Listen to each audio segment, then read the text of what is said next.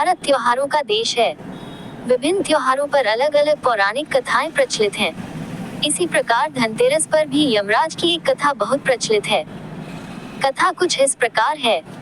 पुराने जमाने में एक राजा हुए थे, राजा हिम। उनके यहाँ एक पुत्र हुआ तो उसकी जन्म कुंडली बनाई गई।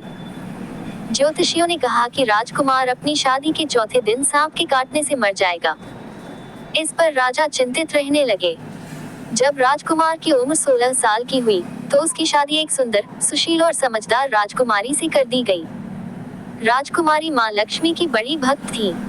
राजकुमारी को भी अपने पति पर आने वाली विपत्ति के विषय में पता चल गया।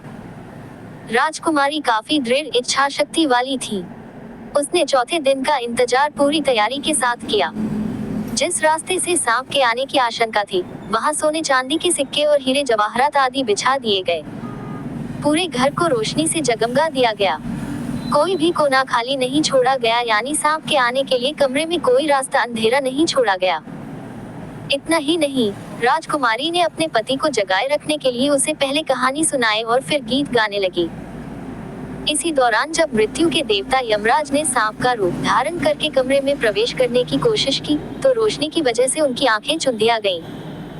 इस कारण सांप दूसरा रास्ता खोजने लगा और रेंगते हुए उस जगह पहुंच गया जहां सोने तथा चांदी के सिक्के रखे हुए।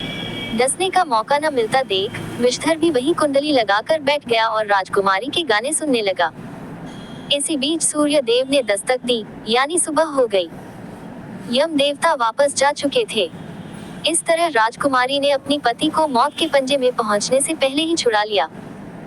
ये घटना जिस दिन घटी थी वह धनतेरस का दिन था, इसलिए इस दिन को यमदीपदान भी कहते हैं।